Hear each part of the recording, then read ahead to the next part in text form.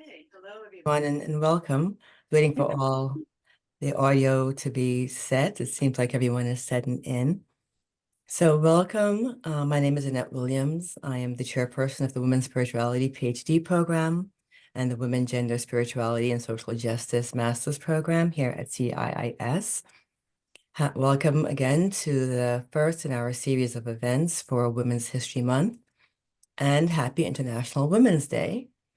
So in a little bit of a brief history. So in 1908, 15,000 women marched through the streets of New York City, demanding better pay, shorter working hours, and the right to vote. This pivotal event led to the first National Women's Day in the United States, which then inspired European feminist groups to organize around an international platform. Eventually, a worldwide movement was ignited, and in 1975, the United Nations declared March 8th International Women's Day. Welcome again, very welcome to a conversation between Dr. Alka Arora and Dr. Monica Mody, centered on Dr. Mody's latest book of poetry, While Thin.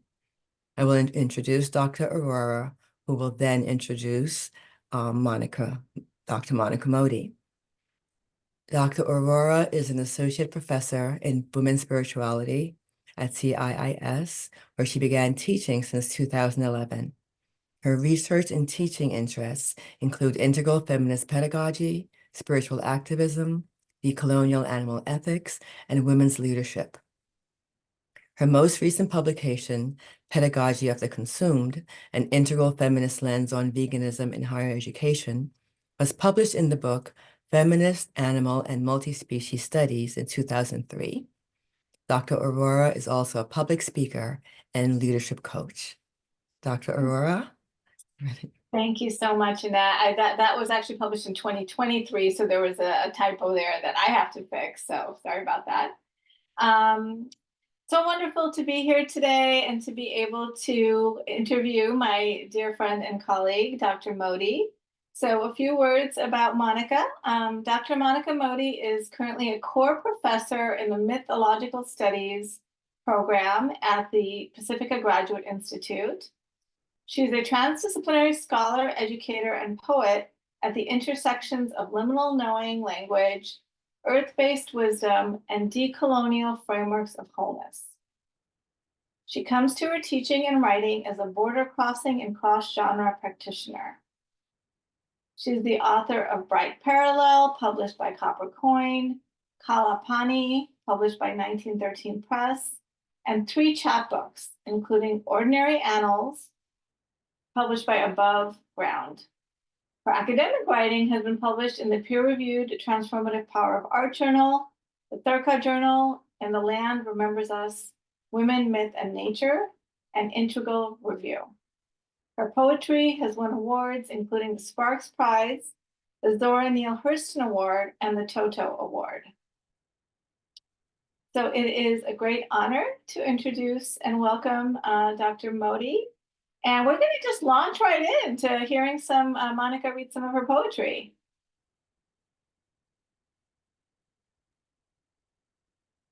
Thank you very much for the welcome, Alka. And it is such a delight and pleasure to be here. I want to acknowledge I'm seeing some very dear, familiar faces amongst the audience, colleagues and friends and students, and it is so nice to have you all here. Thank you for joining. I'm, of course, going to be reading today from While Thin, my new poetry collection that came out from Weavers Press earlier this year.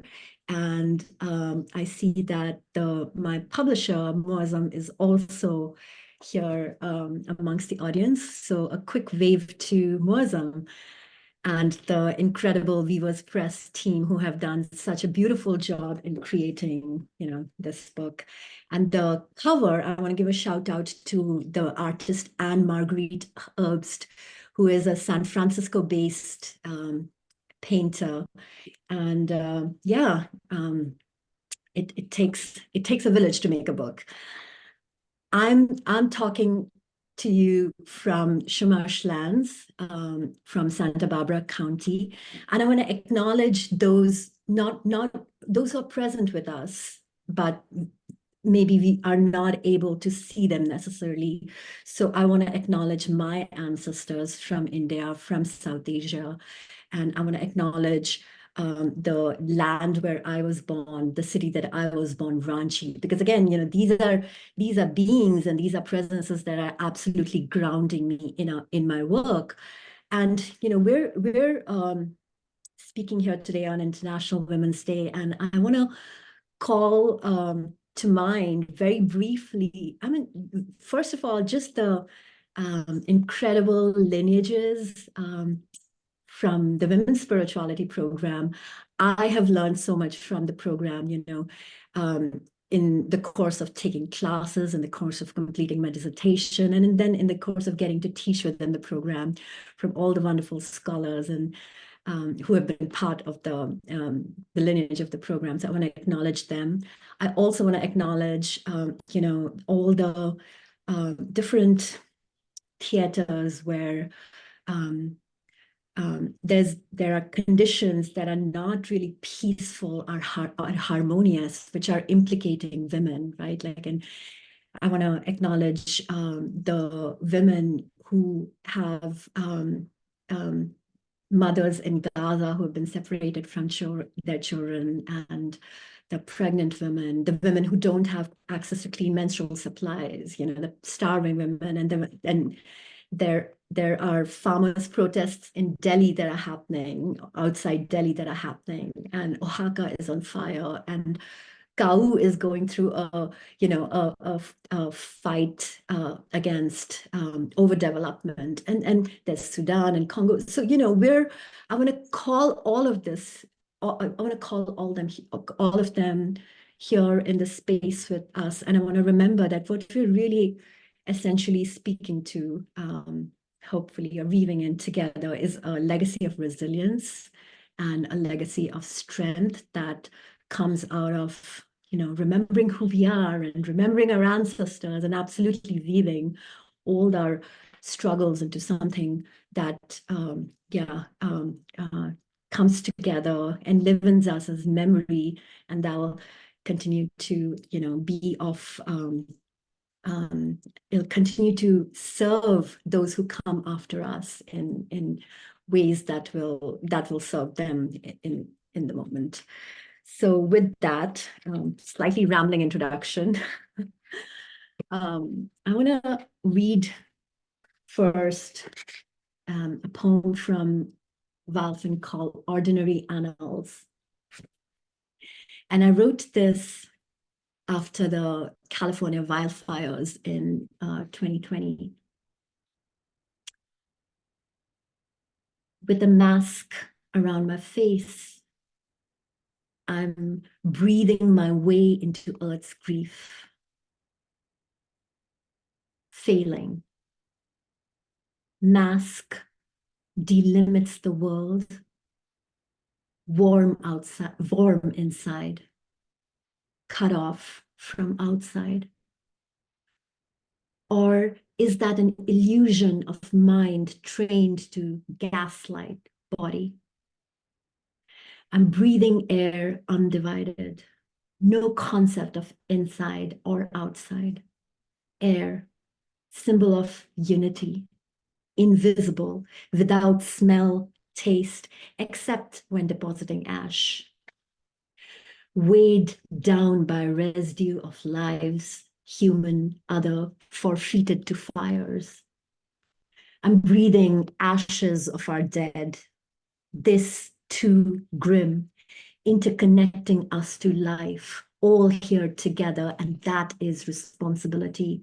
To seagulls, all I can say is sorry. To fish and their waters, I am so sorry. If this is an initiation of the world, what in you dies to be reborn?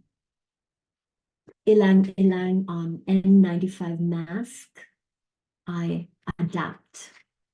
Environment. Inventive human. Ash settled grief cloud on all our hearts. air clears. See how easy it is to go back to normal, to forget something happened, our own pain as earth hurt, beautiful earth, privilege to live, dwell on. We turn away from stress and mess of fractured connection. It feels so real. World, why can't we see? You are so alive, caught once again in humdrum relief of normalcy. Grief still moves, earth speaking, inside our veins undischarged.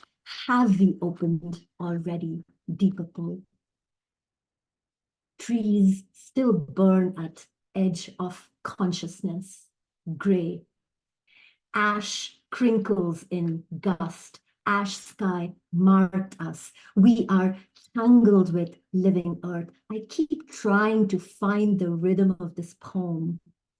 Asphyxiated, in anguish, it urgently wants to come out. I need to breathe, but paper thin, parchment, somewhere within my lungs, sky laid waste.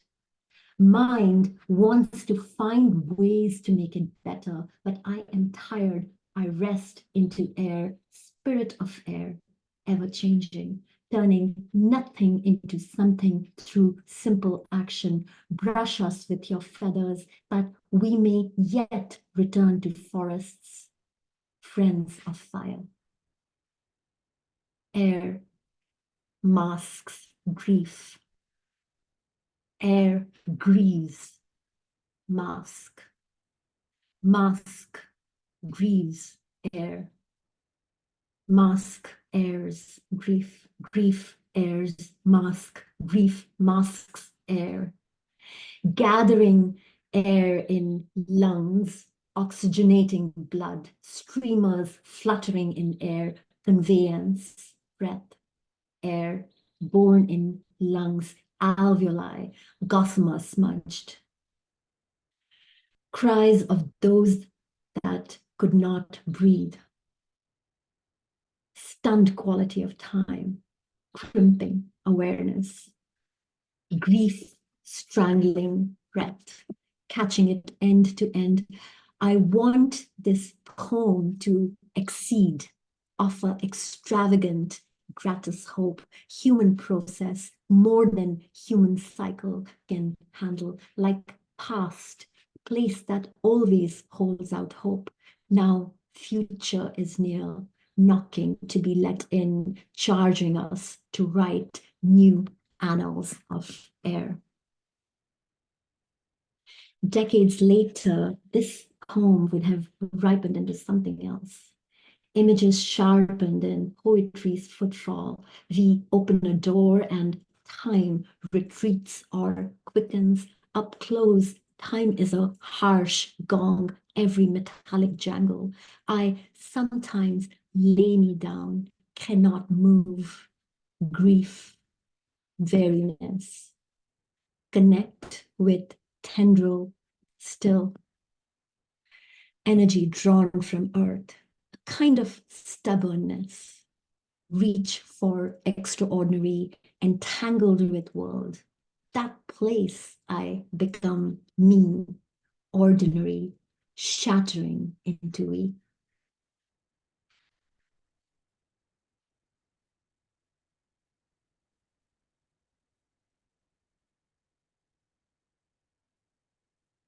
The next poem is called, thank you everyone, Glass House, Anthropocene. I want to rise above my limitations. I want to let bird shapes of words flock together into language that will change skies. I want courage to let the cross burn. Swoop of crow on branch outside fills me with referred pain. Why am I inside this glass enclosure? To land gently on a branch, to coruscate I need supple wisdom of a nature being, but nature is burning. I find body itself tremors running deep. Every time, patina of noise on ears, I came in search of home. There is no shape after which I will not dive, if on the other side I may find nature intact. I'm like the blind woman who rubs darkness over her face, wears a face of will. It is a long way home. I'm walking on my hands, if not in body, in word. Grief entangled in hair, trickle inhibited by sewage and noise, sounding sonar hymns inside glass enclosure, rocking back and forth. Others inside look at me with feral eyes. Only eyes betray their remembering. Who are we when collapse with earth grief? In panic, I step away from poem to regular consternation, affability of situation written in body, deep nature in retreat. I long to bury my face in. I leaf through selves, old plans I had made, lists, topics of sanity. Apathy stares back with white eyes, death procession approaching. I joined death's procession. Do I dare exit this glass house? What will I find there? This is comfortable. See, machine cooling air. I weep, cannot deny. Body needs embrace of earth. You cannot even tell I'm crying, but animal in me is pacing up and down, up and down. This pacing, it is not someone else's responsibility. It is mine.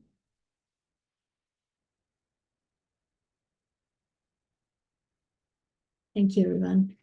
I'll read one poem and then I'll ask Alka to jump on. Of what are we made? Earth, 3/4 waters, quarter body. Tall spirits walking amongst us. Little people. Dreams tall as pine and moist as ears of antelope. Hearts meeting through sheer audacity and love of living, and heat pouring out of bodies, dancing to rhythms known, new, helicoid to spirit. Waters are moving. We are moving too. Body mostly made of waters. Wisdom coded in practice. In our very bones as we strike rich length of memory. In age of stone, keeper of first memory. If through our gestures we take away another's power, enable colonization, we fail earth and waters. In his lineage, one of my teachers learned as a boy the hard way what it meant to lose everything: culture, language, identity. They stole from him belonging, who had forgotten their way home, and how we belong to earth, totality of each other. My teacher carries this knowing in his bones. He's obliged to make his gift still. Teach your wisdom, ancestors tell him. They cannot take it away from him.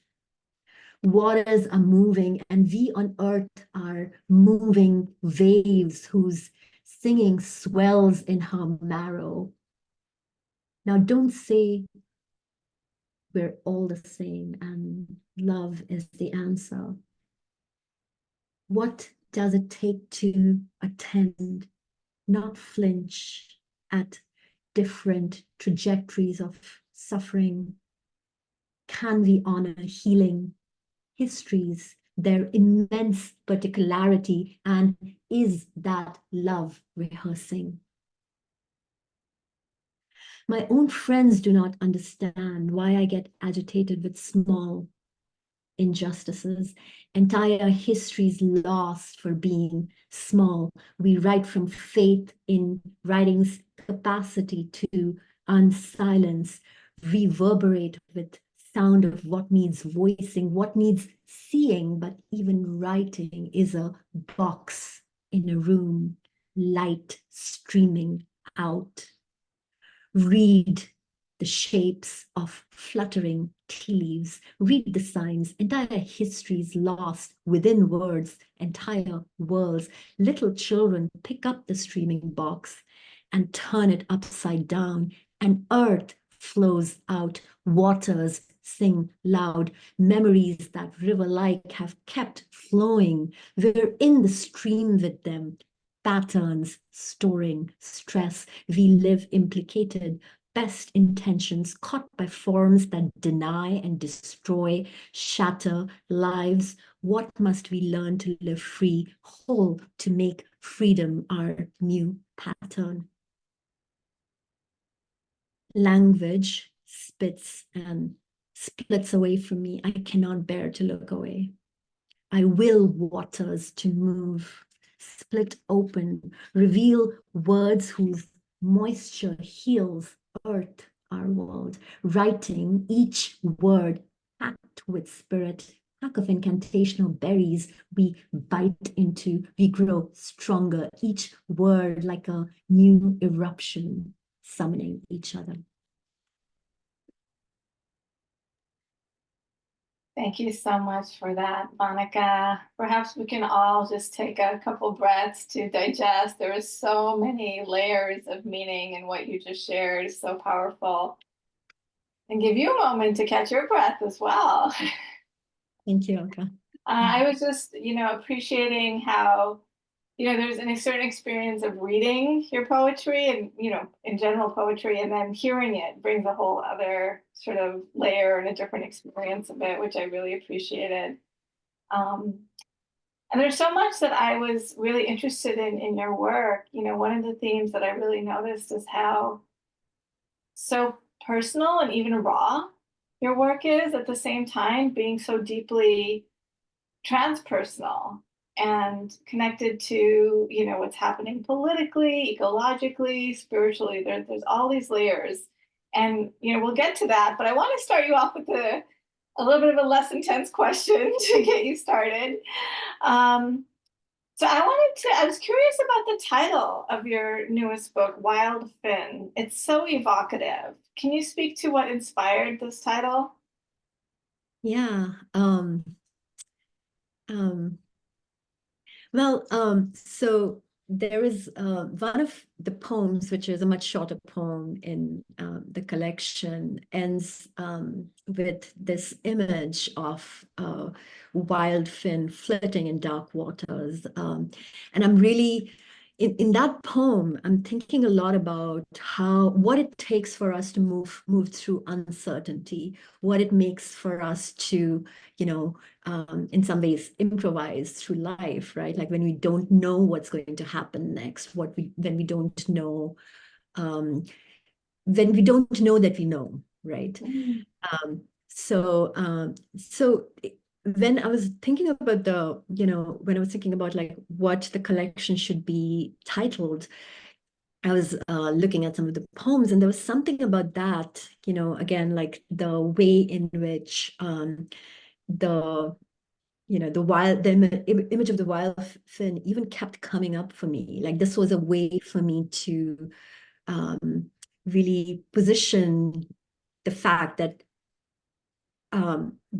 the poems are going to be out in the world, right? And again, I don't completely know what they're going to do in the world.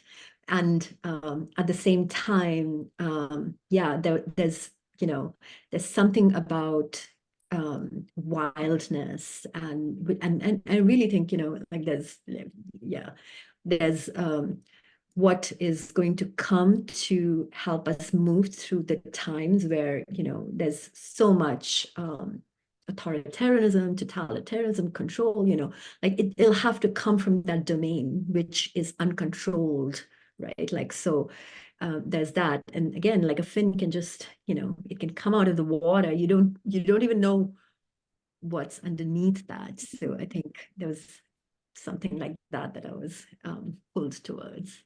Yeah, I love that. That image is just so striking to me in my mind and goes so well with the art that was created for your book cover. Well, the art, the art was not created for the book cover. We asked Alma Reed Herbst Oh, to. sorry. Yeah. But it just complements each other so well. Absolutely.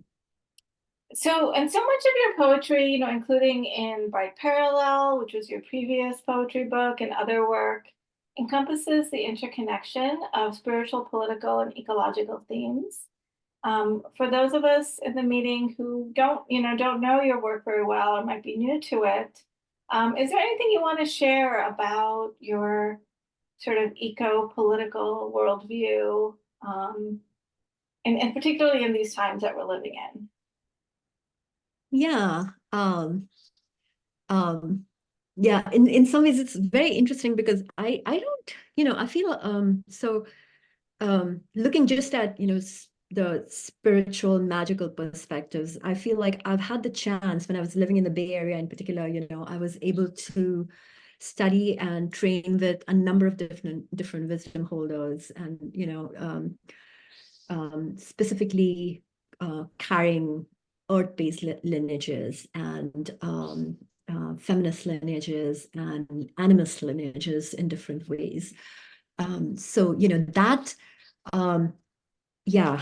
so those themes are very present very strongly. I think like this is how I see the world, this is how I view and hold the world, this is how I move in the world. So in some ways that's how it comes through. For instance, even in ordinary annals, when one of the poems that you just heard, when I say spirit of air, I'm really talking about the spirit of air, like and it's fine because it's a poem, so it doesn't have to, the readers can take it at that level, right? Like, but they don't have to take it at that level, right? Like, and so I'm aware that language allows me to play with different levels of meanings and different levels of association.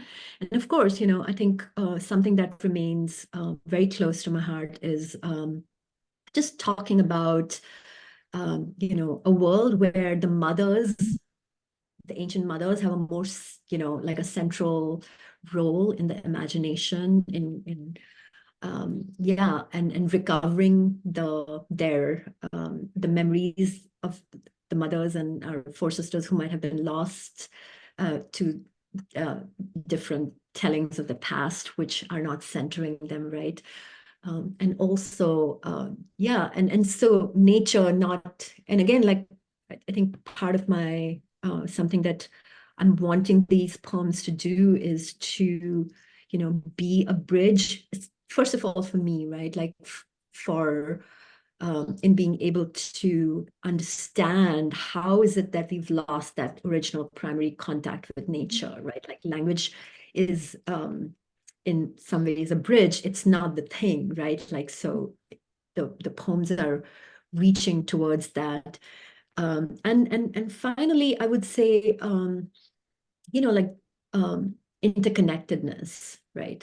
And if, because for a lot of earth-based animist worldviews, the idea is that everything is interconnected in the world.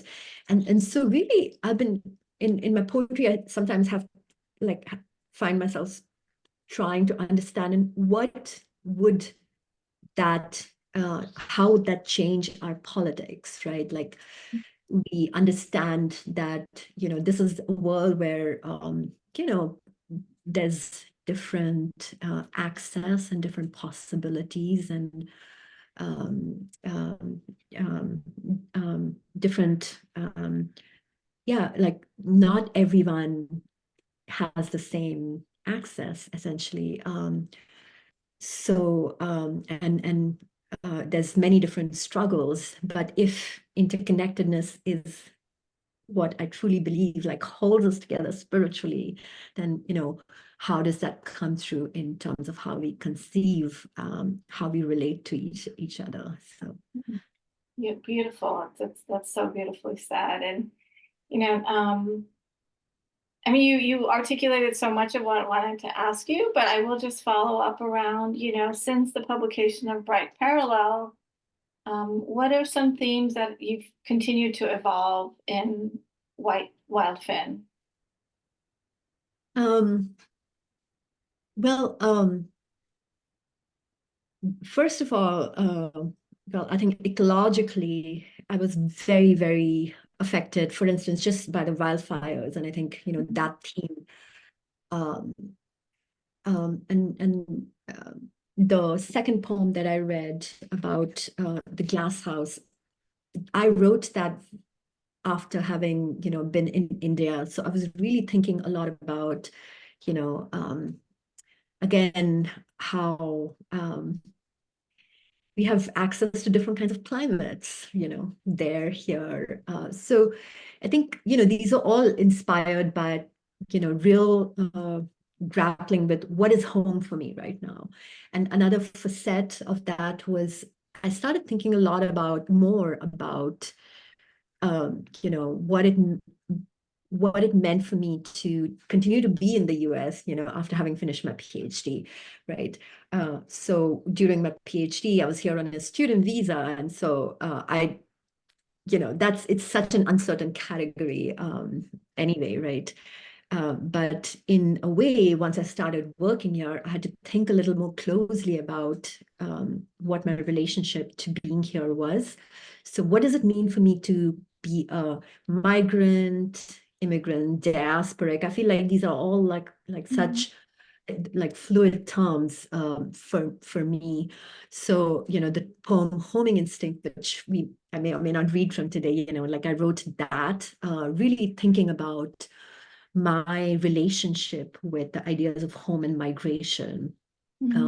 So I think that was like a big piece. And the third shift that happened from Bright Parallel, I would say like Bright Parallel was written alongside my PhD dissertation. And, Annette was the chair for that dissertation. And, like while writing my dissertation, I was really curious about healing the lineages, the mother line, right? Like, and figuring out where the fractures had happened. And in Wildfin, through, for instance, poems like Saraswati and then Yoginis Appear with Animals, I feel like I really go there and have deeper interactions with some of these mythic historical figures, right? Like really, really having richer imaginal encounters. So I would say those are some of them. Well, that really segues into my next few questions. You already sort of spoke to one, which was about your positionality as a transnational scholar and poet. But if I may, I'm going to actually maybe build on that a little bit. Because like one thing that we share is a Hindu Indian background, although we both have our critiques of that tradition. So I was wondering if you might speak a little bit to that and how it informs some of your work. Like I was thinking, about the piece Saraswati, which I don't know if you'll get to today, but is really one of the ones that I deeply resonated with in your text. Yeah. And sorry, so can you just kind of speak to maybe like your, coming from being born and raised in India in a Hindu family with all of that mythic sort of ideas and iconography and ritual, and where you've taken that into your current work. Yeah. I mean, yeah, and you and I've talked about this. Like I struggle with the word Hindu, a lot because I feel like this is, a word that's in some ways been imposed upon us, right? Like, and we've had to, and like it was imposed upon us, as sort of a colonial category, right? Like, but also in post-colonial, um, um, in the post-colonial South Asian context, it evokes something that feels very isolationist in a way, there's always, for me, I feel like being from South Asia, there is an invitation to be porous to the very rich, interconnected, syncretic history of the region, where, I think even if we just look at connection with the divine, right? Like nothing was separated by religion, really, like there was so much exchange and interchange and conversation and collaboration, and there's that, right? So and on the other hand, personally for me, I grew up in a small town in India, and I had and again, everything was part of like a living oral web, all of these mythologies and these stories were very much a part of what I was encountering in children's literature, what I was encountering on television, all of that, right? But at the same time, the idea was that in order to be a real participant in the modern secular nation state, you had to give up that, you had to give up your affiliation to the so-called traditional, backward, superstitious past, right? So I was training to be a lawyer, and so I very much gave up in some ways, or found myself cut off from. I wouldn't say found myself cut off. I deliberately didn't see that as relevant to me because I felt I had to like I had to embark on the ship of progress, and we had to keep going forward and marching forward in order to be modern, right? Like how can we be modern?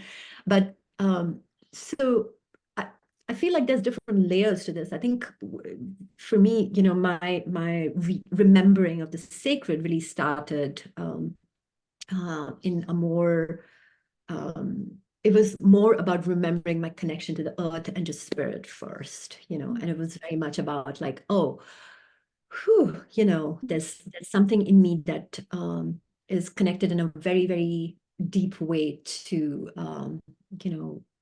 like what life is and how we can hear, the pulse of that.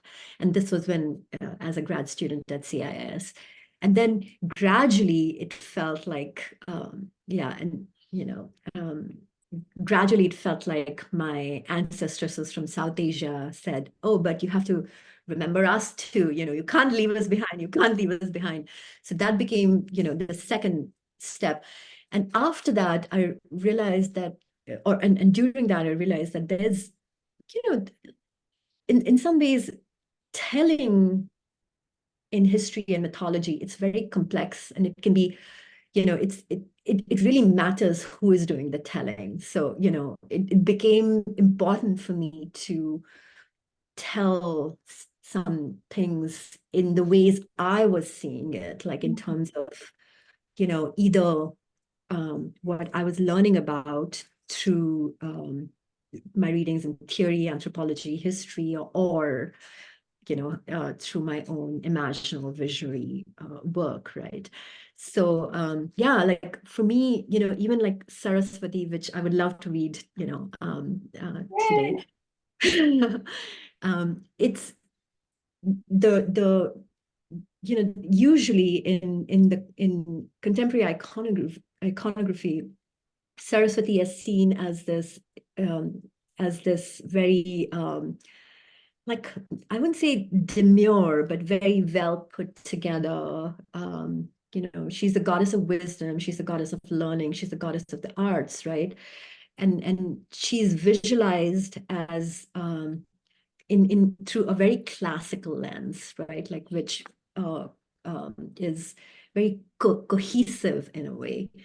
And while I was researching for the poem, I was reading that actually in the Rig Veda, the ways in which the river Saraswati is described, she's described as, crashing, she's overflowing, she's crashing through the limits, and she's, building up, and she's taking everything that comes into her path and like, yeah, overturning it. And so I was really, and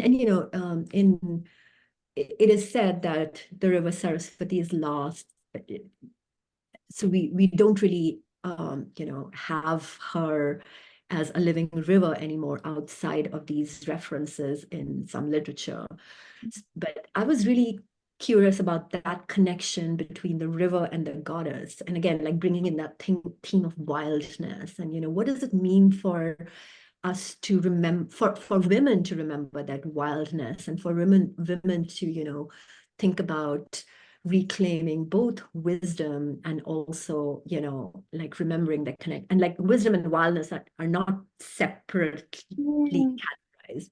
So that's one thing. So I think a lot of my work is really about like seeing where some of the mythological tellings tell me this is the only way in which the story can be told, and trying to bring a more comprehensive telling of the story.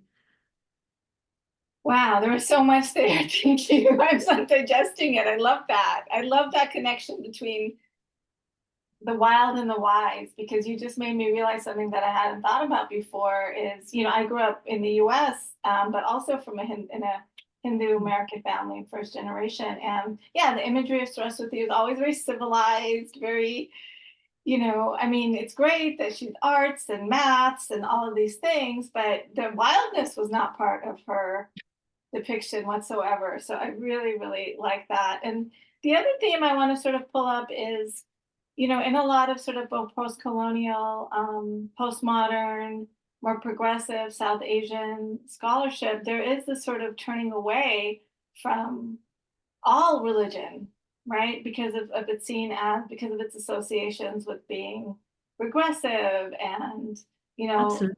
all of those things. And so there's which of course we are also very, critical of the patriarchy and the casteism and the fundamentalisms and all of that. But then it's also this sort of been this overcorrection of like stepping away from spirit completely. And Yeah. that's one of the things that I've really always appreciated about your work. And one thing that we share is that sort of holding that distinction between, the ways in which religious ideology has been used to dominate and oppress, but not rejecting spirit and connection with the land, and sort of those more ancient ways of knowing and being. Yeah. And I really appreciate how that theme comes up so much in your writing and your scholarly work, which leads me to my next question, which is, you hold this really amazing position where, I mean, you trained to be a lawyer, so I just so many dimensions to your mind. But speaking of your current work now, how do you see, or how have you seen your scholarly work and your creative work informing each other? And of course, there's an element of creativity to scholarship, but it's different. It's a different sort of creativity. Yeah. I think for me, sometimes when I do scholarly work, and I'll just address, this can be spoken about in so many ways, so I'll just like address one facet of this. But sometimes when I do scholarly work, I find my voice gets a little regimented, right? Like I feel like I have to speak in this way, and I can only bring in these things, that things that I cannot bring in scholarship. And these may be, associations that I'm making maybe at the emotional, energetic level, right? Like which I may not even be aware of. So it almost feels like this is happening at a subterranean level. So in that case, like poetry really becomes a way for me to engage. I'm an ideas person. I love ideas. So in some, like but also, you know, thinking is it's a very complex process, I think. So poetry in some ways is a way for me to think, but it's a way for me to think by really allowing my visionary you know, relationships, interactions, and voice to like really become a part of that. So yeah, I see this as, I see them as very related and compatible. And sometimes when I'm writing in I've been writing in my scholarly voice, you know, for a long time. Sometimes it's hard for me to make the switch, and then, you know, yeah, Yeah. remember. So I am seeing a couple of questions and comments come in the chat. We will have an audience Q&A in a little bit. But I have just one more question that I wanted to ask you before you read some more poetry, which we're really looking forward to. And this kind of builds upon what you just said about kind of switching gears a bit, which was about your creative writing process. Like, do you have rituals or any sort of spiritual practices that you invoke to get into that creative flow? Or does it just come spontaneously? I mean, yes and no. Like, I don't know if, I feel like for me, I guess I like, I think of how I might incorporate more ritual into my life, right? Like, and it doesn't even have to be like long involved rituals, right? Like these can be small moments of rituals, right? Like even like, oh, burning an incense stick at my desk when I'm sitting down to write, right? Like something small like that. But yeah, I feel like for a lot of the times, yeah, my poems, I get my poems, or at least like some images or language around my poems when I'm walking, or, you know, like when I'm kind of like in that liminal phase just before sleeping, or, you know, something like that, or, you know, I'm doing something completely else, and then some, you know, something appears, and I know that it is an invitation to really bring that into my poetry. So I wouldn't say, yeah, but yeah, I think I'm a big fan of invocation, but not specifically for writing, but I'm like, oh yeah, let's be invoking for our Yeah. lives, for our lives. That's wonderful. And you know, every person has their own way of sort of tapping into those other ways of knowing and being. So thank you for sharing yours. So we'd love to hear some more of your poetry. We had an also request from another person in the audience, from Christina. It said, would love to hear you read Saraswati. Yeah. And you know, you can start with that or another one, whatever you have planned is wonderful. Yeah, let me start with Saraswati, and then maybe I'll read one more poem, and then yeah, we can, yeah. Okay.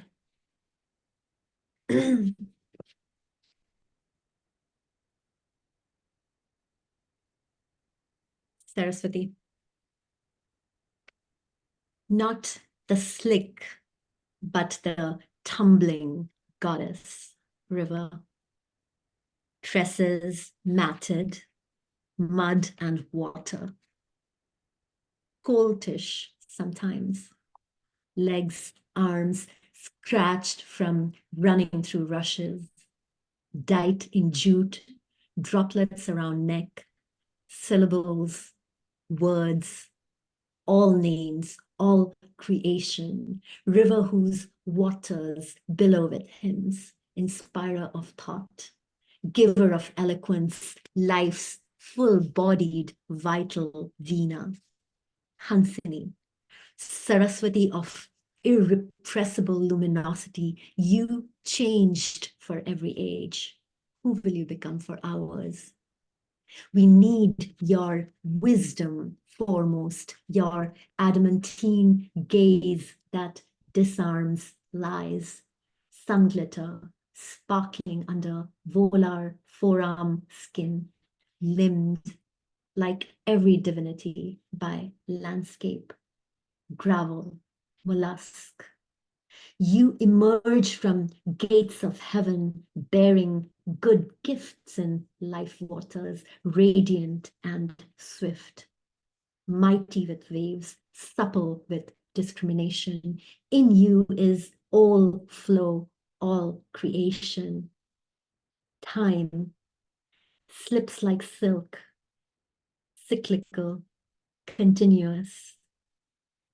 Dawn, goddess of understanding, liberate consciousness from disconnected thinking, grant us Amrit, capacity to see entangled connections of life.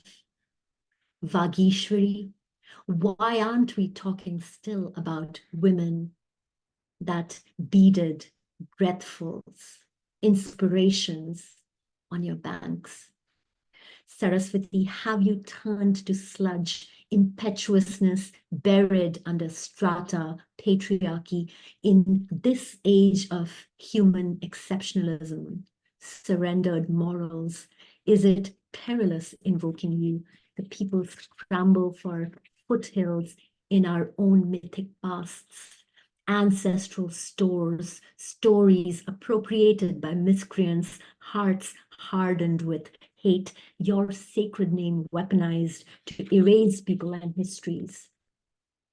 You keep your secret coiled underground, nag-like, on a standby perhaps, or dreaming below earth that soaked libations, where fierce waters carried hymns to ocean once. You bleed underground, premonition of what has come to be. Grief scrapes my hands into pincers, rooting for river fragments, dried tears, gnarled roots, tongue, its own agent, ululates, setting aside its thieves. I fall, flow. When your children turn coin-faced, we keep losing braid of twine. Skies thin, still like serum, you test our strength. Hum in ear, slip like silk in measure of time. Goddess of craft and grace, pluck a new story on our strings. Discernment, knowing, flowing to right speech, mysteries of sound and intent, action. Teach us to generate frameworks we wish to see. Bestow on us nectar of memory, understanding, creative power, that this subterranean re-emerges river of wisdom.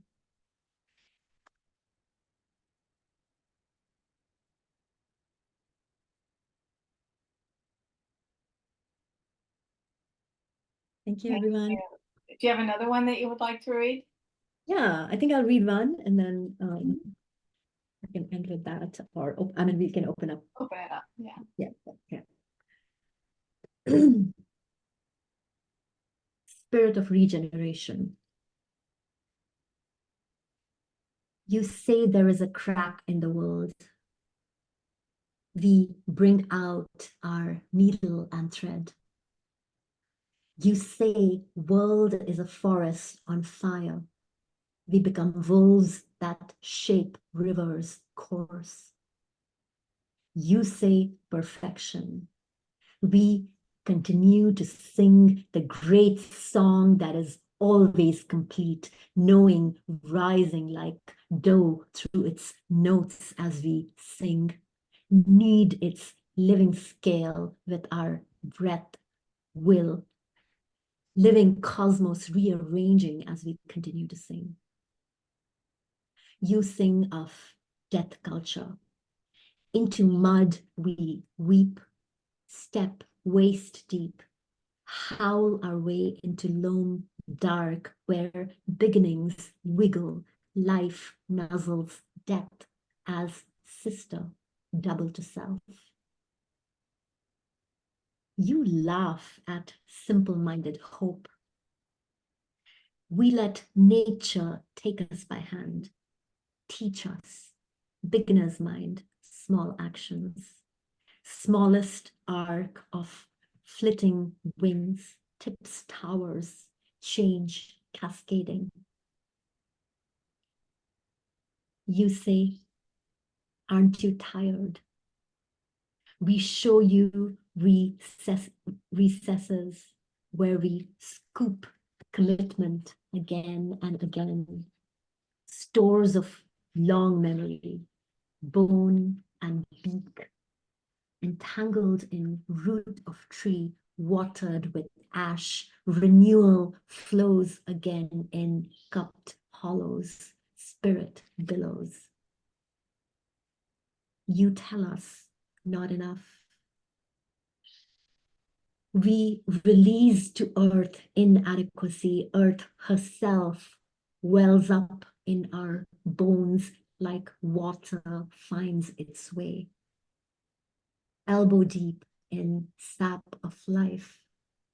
We mend life's web, partners to what is broken, what we will create aligned with all our relations.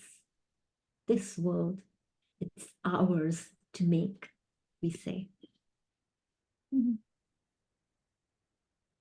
Thank you. I think we all might need a collective breath again to digest those. Really, really appreciate those two that you just shared. They're so rich and evocative. And we do want to open it to questions from the folks in attendance. I will start us with a question that came through in the chat from Sa Nelson.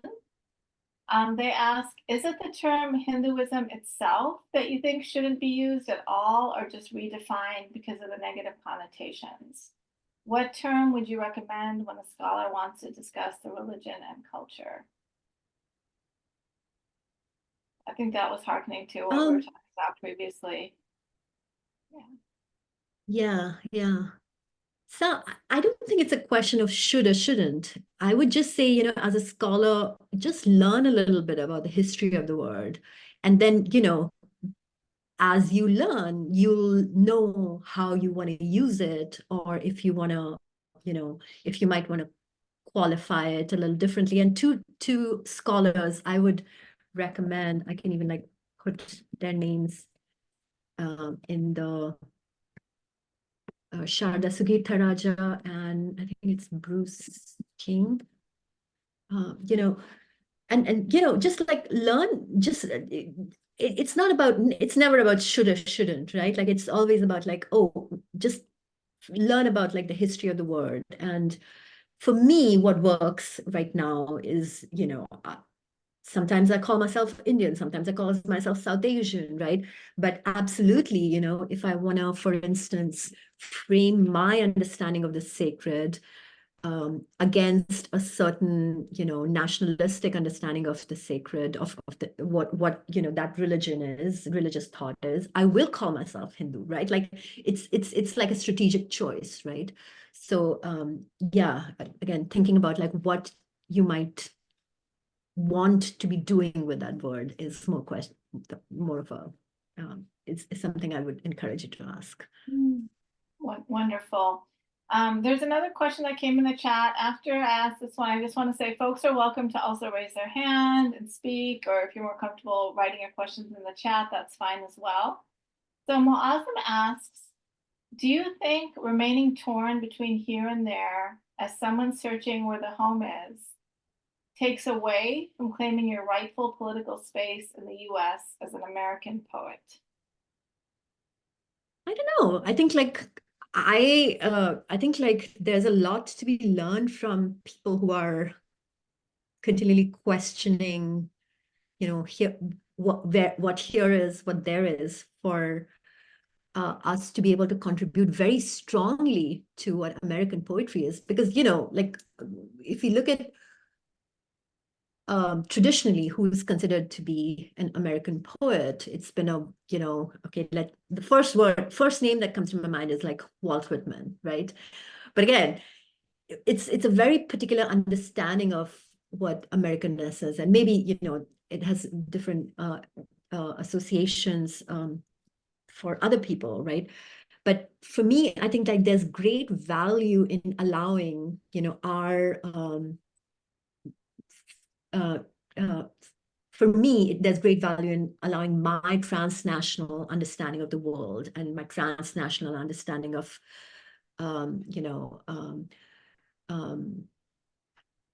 Americanness to come into this field, right? Like, so I don't see it as being torn.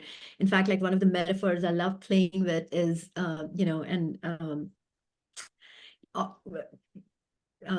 resuturing, right? Like reweaving, right? Like, so it's not about like remaining disconnected or remaining torn, but we do. I think there's no point in hiding the, where we're stitching what we're stitching, because I think that's actually really important for the idea of America to contend with, right? Like, I think it's really important for that place where we are suturing to be visible, because that's a struggle, right? Like, and even now, like the migrant question is so strong, right? Like, this is not going to go away, right? Like, this is like the idea of America is continue to my English is losing my English, but like it's going to continue changing, right?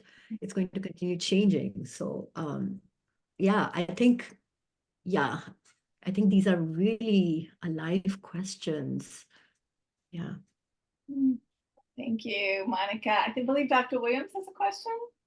I do. It's more of an appreciation, Monica, for your work, as always.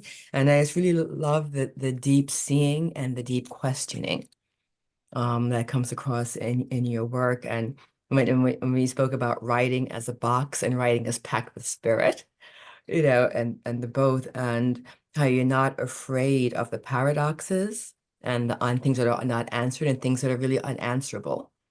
So part of my question is about how do you sort of work with the paradoxes? It comes across in your writing, but we're like how do you sort of sit with them and hold a container for them in your work?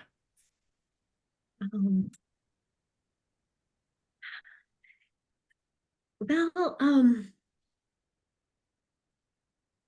I think I have to be, well, thank you, Annette, again, yeah, for that, very thoughtful engagement and question.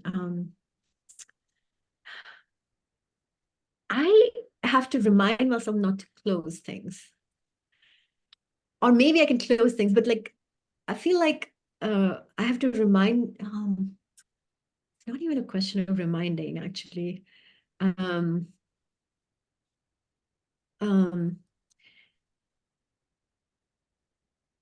guess I'll say one thing, like, I see writing, like, this is like a body of work, right? Like, so I definitely see that I may continue to evolve. I may continue to, change even how I thought about something in the past, right? And this has to be like something, like I shouldn't be invested in a project of coherence. That's not something I should be invested in. Like, I should be invested really in like, okay, what's showing up now? But I think, yeah, I think there is a way in which I like something like and to just show you, like, I like turning around in my poetry sometimes, because it allows me to remember that I'm not alone in the asking, and what I can see is anyway a very, very narrow spectrum of reality. And I guess it's really I don't know, maybe I do close sometimes, but also think being very aware of the fact that we all have like blind spots, and we all have we all have like the shadow, which is continuing to probably exert some influence upon us, from the other side. It's helpful for me to know that, and to let all of that kind of like inform my poetry. But yeah, I think and I really believe that, like, today we need to become more comfortable with paradoxes, all of us at all levels. Like, that's something I believe. So I hope I can do that sometimes in my poetry, and thank you for letting me know that you see me doing that sometimes in my poetry. Thank you. Thank you for that question. Also, Annette, and great response. Monica gives us all a lot to think about. Are there other questions? We do have a comment in the chat from Cynthia Mitchell. Good wishes and gratitude to you. Congratulations on your book. Mere words cannot express how the gift of your time means. On behalf of the CIS Alumni Association, we truly thank you. So yeah, folks, you can feel free to raise your hand or pop something in the chat. Love you, Monica. Oh, Cynthia, so nice to see you. I just love your poetry. I could just read it forever and everything like that. And just, it takes me to a different plane. So I just appreciate, the time you came to share your mere thoughts and everything. And your words are just like a balm of Gilead to me. I just thank you. Thank you very much. Thank you.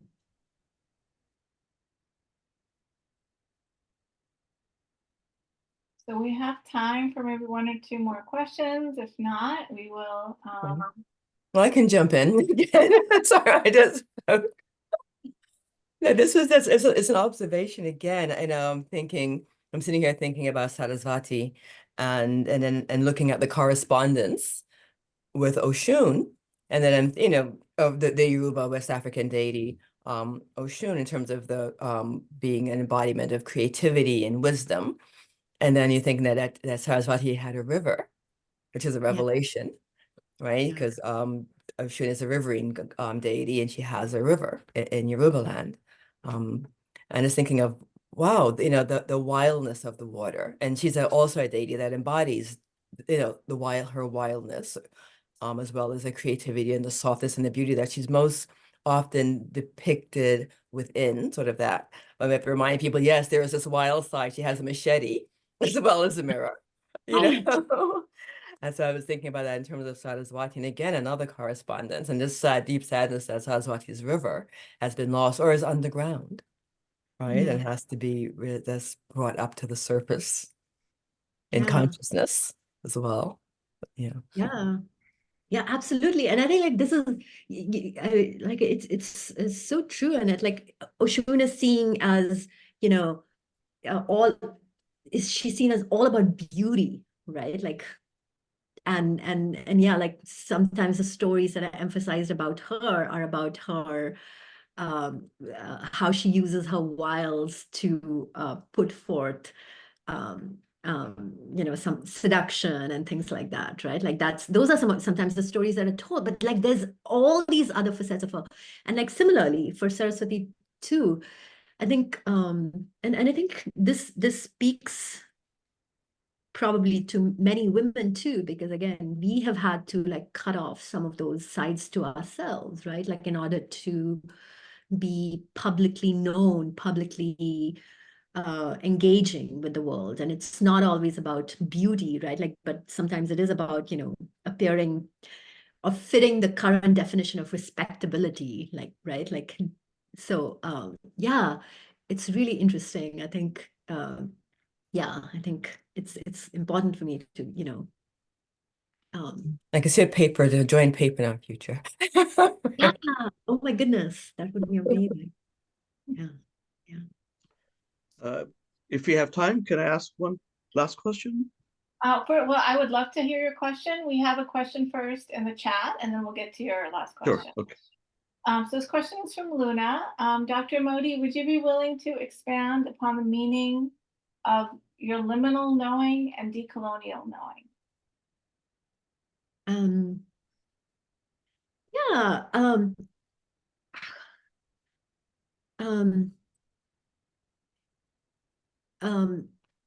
And Luna, I don't know, are you currently at CIS, like in some capacity? Okay, you're okay. I mean, so this is something. Oh, there you are. Hello.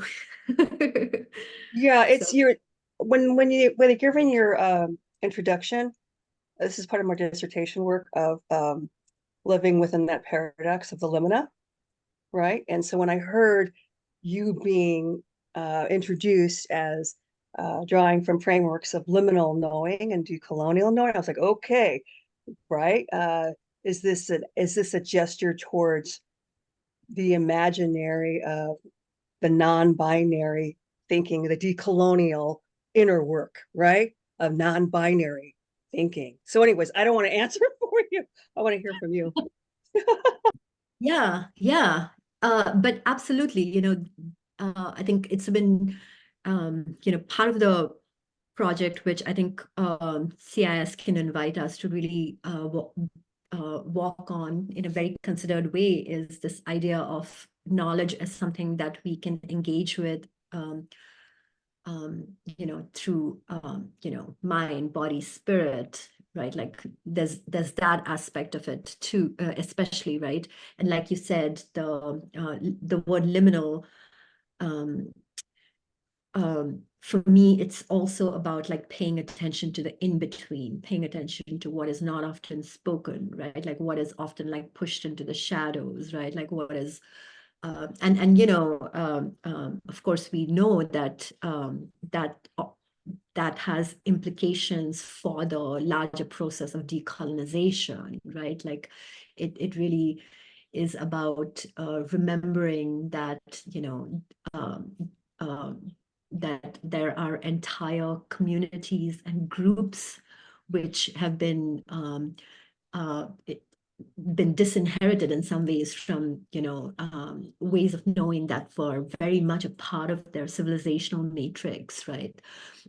So there's that, that aspect of it. And for me, I think it's the knitting together of the intellect, the imaginal, and spiritual, ecological, like it's also like that's also part of the like the decolonial knowing, right? Like it, uh, because like if you look at many indigenous worldviews, the way they described, who a human is in the world, right? Like it draws upon the world is seen as a very complex phenomenon, and human being is seen as a very complex phenomenon, right? Like, so in some ways, that is decolonization to me. It's about like decolonizing our humanity in some ways, and like and our epistemic relationships with the world is very much in some ways a part of that. Yeah, and it sounds like you're doing some of that work too. So that's very, very exciting. Yeah. My work is taking me to Bhutan now is really interesting. The gender as an analytic category. I'll put it that way, right? And the issues they have within the issues that are relevant within a South Asian context with a monarchy. I'll leave it at that. Yeah. Yeah, I don't completely follow. Yeah, I don't think Oh, that. I'm just your work when I was listening, like the depiction of Saraswati, you gave a more wrathful depiction of Saraswati, and being a U.S. citizen and being a Buddhist practitioner for 30 some odd years, I had never envisioned Saraswati as wrathful. She's always peaceful, cosmetically refined, and I loved it. I was like, right, the feral nature within Saraswati. Yeah. Yeah. So, and this is what's interesting, what's been happening in my pilgrimages within being invited into insider spaces in Bhutan and Bhutanese culture regarding Vajrayana Buddhism and the monastic influence. So I could go on and on, but I don't want, this is your time. So It's our time now. But yeah, I would say, yeah, I describe it like wrath. Like I would say, yeah, it's like wrath against like imposed boundaries, imposed, conditions that try to control or dominate. Yeah, absolutely. And yeah, powerful practices, Vajrayana and all the rest too. Yeah. So we have one more question from Moazam, and then we're going to close today with another poem. So Moazam. Oh, thank you. So while I was many years ago in the process of translating an Indian fiction writer, I read one of his very long interview where he brought up the issue of the native Indian, South Asian writing style, epic poems. There was very little prose back then, but mostly longer poems. There was a tradition of rasa, where a poet would engage different rasas. I'm forgetting the word in English for that, different moods. And he pointed out that because of the colonial influence during the British Raj and all that, where our educational curriculum and our sensibility changed dramatically, and it predominantly became because of the transformation that Europe had gone through, uh, restricted to eye and ear. So most of Western literature, and I shouldn't say everything, I'm sure there are different strands, but predominantly the kind of Western literature that entered the colonies, the writers, people who went to English medium schools, must have read. Uh, and he called, the author's name is Intezar Hussain, who wrote in Urdu predominantly. And he called that era of discontinuity, where native writers, modern native writers, starting with the early 1900s or late 1800s, who started writing prose, modern novels in Indian languages, forgot. So they shifted their style of writing to basically eye and ear. And he wanted the Indian writers to go back to Jataka tales. That is our earlier source of fiction writing. And so fast forward to Professor Monica Mody. You grew up in India. Of course, you're influenced by Hindi film songs and Urdu and Hindi, whatever you grew up with. And of course, you were... Also Jataka tales. Yeah, but of course, you're also influenced by English literature, poetry, American, British, fiction. And you may have explored this question in your mind when you're writing poetry. How are you keeping most of your writing to eye and ear rasas, or you are actually engaging consciously, like being aware of that, hey, our models is very different. Yeah. And the restriction, the criticism that has been leveled on European or Western modern prose is that its lack of sensitivity emerges from very Eurocentric view, which is eye and ear, because of the development of typing and modern technology. And you engage with nature and loss of nature. So some of these rasas are part of that disconnect, this continuity, that once you lose touch with nature and modernity comes in and industrialization comes in, racism comes in, compartmentalization comes in, categorization comes in, and all you're using is just eye and ear. So I leave it to you if you have anything to engage with. Yeah. I mean, I know it's a big loaded question, maybe very little time for that, No, we have time for it. Like, and I'm, like, I think it's interesting because, so first of all, I'll say that, like it's a lit theory perspective, the rasa theory, right? Like it's definitely about, it's a way of like, it's a literary analytic philosophy. It's about analysis, right? So at the moment of creation, if I engage with that, I would be basically weighing myself down, right? Like I cannot engage with it at the moment of creation. But absolutely, I think, and there's like A.K. Ramanujan, there are people who've been written about it, and I'm familiar with that. I would say that, I would say two things about it. One is that I don't know, hopefully not, because again, I'm always aware of my blind spots, and I'm always aware that, okay, I may be saying something which is not completely accurate in my case, but hopefully I'm not afraid of any of the rasas, There are some dresses which are more difficult and uncomfortable and scarier, right? Like vibhats and things like that, right?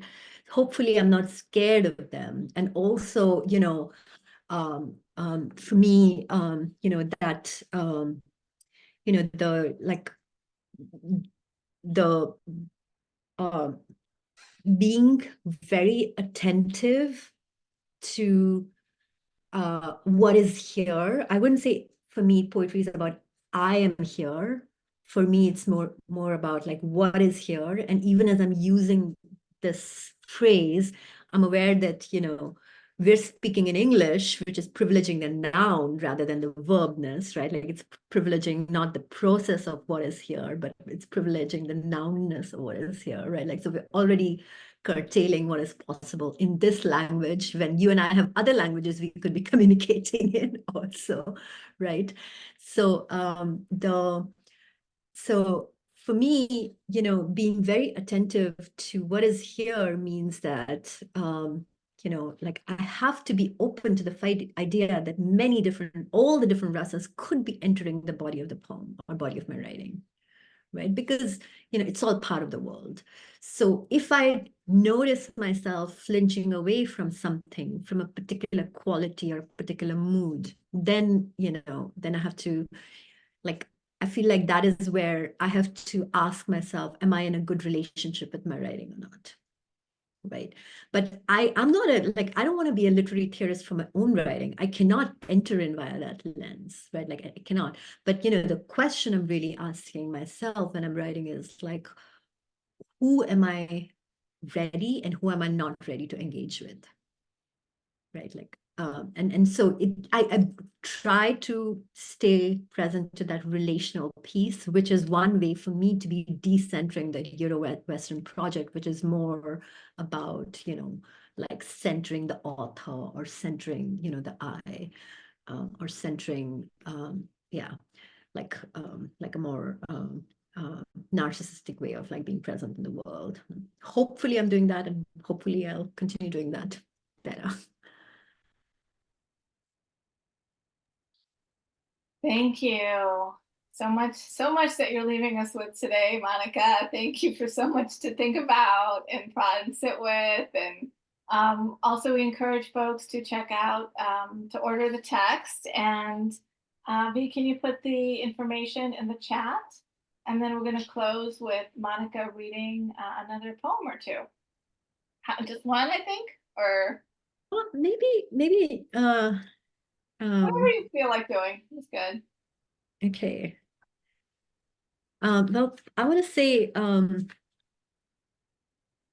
you very much to the Women's Spirituality Program for inviting me and hosting me and giving me a chance to, I think like conversations just they're also like I'm going away with so much, So thank you for evoking all of this from me also, and for providing the space so all of us could come together and be in the space together. Yeah. Okay, maybe I can read, let me read Improvisations first, because we talked about that, and it's a shorter poem.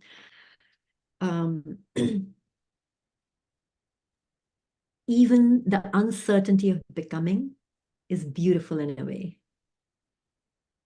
It means all certainties have fallen away. How else will we grow new ways of seeing, moving, letting wind riffle through skin? How else will we let go of adaptations, false narratives? Mind has nothing to do with pure joy of being, which is not tame either. Even when future is covered with leaves, a wild fin flits in dark water full of knowing. Great choice to bring back the wild fin. I'm seeing if there's like a smaller poem that